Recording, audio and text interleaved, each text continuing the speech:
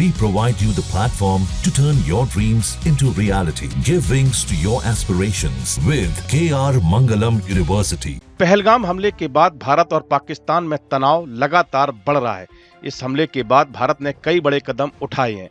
अब भारत की कूटनीतिक स्ट्राइक का असर पाकिस्तान में दिखने लगा है। आतंकी हमले के बाद भारत ने सिंधु जल संधि को निलंबित कर दिया, पाकिस्तानी नागरिकों के लिए वीजा रद्द किए और सैन्य कार्रवाई की संभावना जताई जा रही है। अब भारत के एक्शन के भय से पाकिस्तान में भी असर दिख रहा है। सूत्रों के हवाले से खबर है कि पाकिस्तान में जल्दी तख्तापलट होने वाला है। बताया जा रहा है कि पाकिस्तान की सेना ने देश के निर्णय लेने लगभग शुरू कर दिए हैं और प्रधानमंत्री शहबाज शरीफ की नेतृत्व वाली पहले से ही अस्थिर सरकार को किनारे कर दिया है। सूत्रों की माने तो पाकिस्तानी सेना का दबदबा बढ़ गया है और भारत की सैन्य कार्रवाई के डर के बीच वो ही बड़े फैसले ले रही है।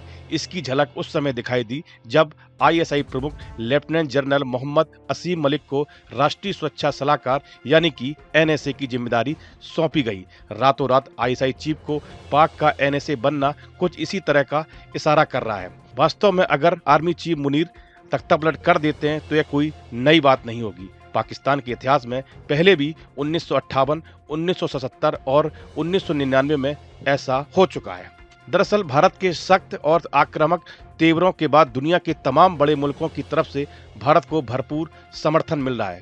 उससे पाकिस्तान में आला दर्जे की बौखलाहट दिख रही है। आर्मी चीफ आसिम मुनीर हो या फिर वजीर आजम शहबाज शरीफ, दोनों के लिए आवाम के मन में गुस्सा बढ़ने लगा है। ऐसे में लगातार ये खबरें सरहद पार से आ रही हैं कि पाकिस्तान में तख्तापलट की तैयारी शुरू हो गई है। जिस तरह पाकिस्तान में अंदरूनी असंतोष अलग अलग इलाकों में चरम पर है, उसको बहाना बनाकर सेना शहबाज शरीफ की सरकार को पलट सकती है।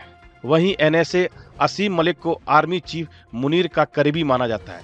बताया जा रहा है कि आर्मी चीफ पीएम शहबाज से नाराज हैं। बिना शहबाज की रजामंदी के ही असीम मलिक को एनएसए बनाया गया। भारत और पाकिस्तान में चल रही तनातनी के बीच सीमा पार अब केवल सेना और आईएसआई ही फैसले लेगी।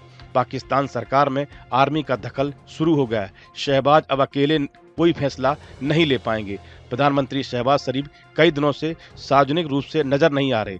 वास्तव में उनकी भूमिका खोखली हो गई है, क्योंकि प्रमुख रूप से राष्ट्रीय सुरक्षा और भारत के प्रति प्रतिक्रिया से जुड़े सारे फैसले अब पूरी तरह से जनरल असीम मुनीर और उनके आईएसआई प्रमुख से एनएसए बने मोहम्मद असीम मलिक के हाथ में है। पाकिस्तान में तख्तापलट की ऐसी आशंकाएं नई नहीं है। पाकिस्तान के प्रधानमंत्री शहबाज शरीफ के बड़े भाई नवाज शरीफ भी इसका शिकार हो चुके हैं। कारगिल युद्ध के बाद तत्कालीन सेना अध्यक्ष जनरल परवेज मुशर्रफ ने 1999 में नवाज शरीफ को सत्ता से हटाकर सैन्य शासन लागू किया था और फिर वो 8 साल तक पाकिस्तान के राष्ट्रपति भी रहे। रिपोर्ट में कहा गया कि शहबाज की हालत नवाज से भी ज्यादा कमजोर है। पाकिस्तान में महंगाई, बेरोजगारी के साथ बलूचिस्तान में बगावत की उठती आवाजों से सरकार की हालत कमजोर है। इमरान खान को सत्ता से हटाने के लिए सेना और पाकिस्तान के विपक्षी दल पीपीपी, पीएमएल नवाज के साथ आए थे। हालांकि महंगाई, बेरोजगारी के संकट से जहां शहबाज शरीफ बेबस दिखे, वहीं बलूचिस्तान लिबरेशन आर्मी के लगातार हमलों से पाकिस्तानी सेना की साख भी गिरी है। दोनों पक्षों के बीच अब रिश्ते सहज नहीं रह गए। कश्मीर की गर्दन को नस बताने वाले मुनीर के बयान और उसके एक हफ्ते बाद पहलगाम हमले को जोड़कर देखा जा रहा है। ऐसे में पाकिस्तानी सेना और आईएसआई फिर सरकार को बेदखल कर कमान अपने हाथ में ले सकती है। इस वीडियो में फिलहाल इतना ही। आप बने रहिए न्यूज नेशन के डिजिटल प्लेटफॉर्म के साथ। न्यूज नेशन अब व्हाट्सएप पर खबरों की ताजा अपडेट के लिए न्यूज नेशन के इस क्यूआर कोड को स्कैन करें।